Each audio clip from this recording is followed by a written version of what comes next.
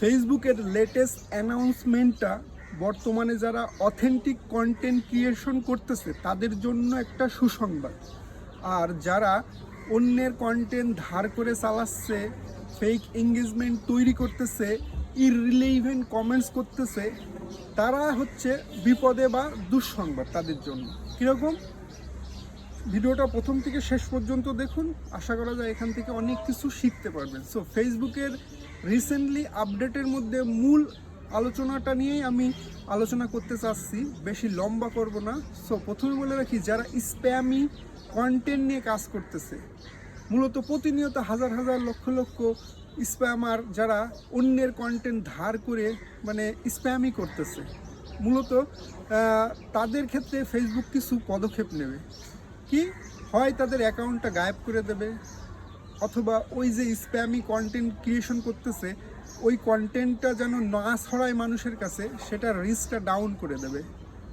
আরেকটা হবে যে ওই অ্যাকাউন্টগুলোকে সার্চ করে করে পার্মানেন্টলি ডিসেবল করে দেওয়া হবে, এবং ওই অ্যাকাউন্টগুলো বা ওই পেজগুলোকে গায়েব করে দেওয়া হবে। অলরেডি এটা প্রসেস চলতেছে, হ্যাঁ হবে, এটা জাস্ট অ্যানাউন্সমেন্টে জানাই দিচ্ছে। সেকেন্ড হচ্ছে, যারা একটা অথেন্টিক কন্টেন্ট নিয়ে কাজ করতেছেন, সে জানে যে কতটা কষ্ট এখান থেকে রিচ আর এঙ্গেজমেন্ট আনা। সো যারা ফেক এঙ্গেজমেন্ট তৈরি করতেছে তাদের ক্ষেত্রেও তাদের ক্ষেত্রেও ফেসবুক পদক্ষেপ নেবে।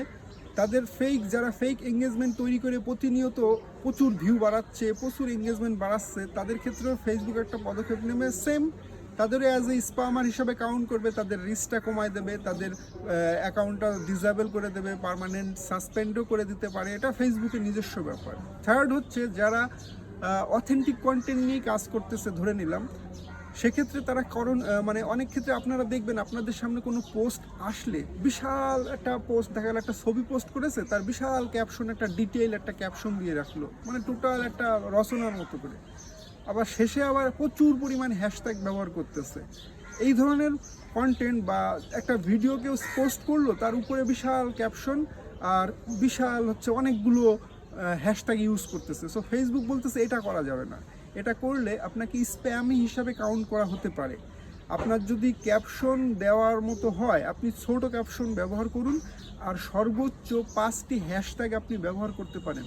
তবে দুইটাই ওই যেই পোস্টের সাথে আপনি ওই ক্যাপশনটা ব্যবহার করবেন সেটা যেন যায়, অর্থাৎ রিলেভেন্ট, আর আপনার যেই হ্যাশট্যাগুলো ইউজ করবেন সেটাও যেন রিলেভেন্ট হয়, অর্থাৎ ওই পোস্ট বা ওই ভিডিওর সাথে যেন ওই হ্যাশট্যাগুলো যায়।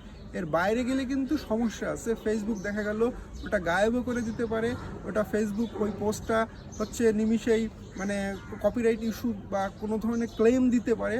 সো এটা ফেসবুকের একান্ত ব্যক্তিগত ব্যাপার। এটা কিন্তু ফেসবুক বলতেছে যে এই ধরনের ক্যাপশন বা এই ধরনের হ্যাশট্যাগ আপনি ব্যবহার করতে পারবেন না, আপনাকে ম্যাক্সিমাম 5টা হ্যাশট্যাগ ব্যবহার করতে হবে, তারপরেও সেটা রিলেভেন্ট হতে হবে।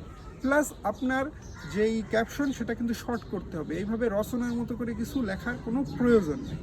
আরেকটা বিষয় আসতেছে নতুন যে আপডেটটা, সেটা হচ্ছে ফেসবুক এখন থেকে কেউ একটা পোস্ট করলো, সেই পোস্টে যদি কেউ কমেন্টস করে, সেই কমেন্টসটা যেন রিলেভেন্ট হয় বা ইররিলেভেন্ট হয় সেটা বোঝার জন্য একটা সিগন্যাল যুক্ত করতে যাচ্ছে। দেখা গেল একজন একটা পোস্ট করেছে, ওখানে একটা রিলেভেন্ট কমেন্টস আসে অনেক নিচে বা অনেক উপরে, এরকম থাকলো।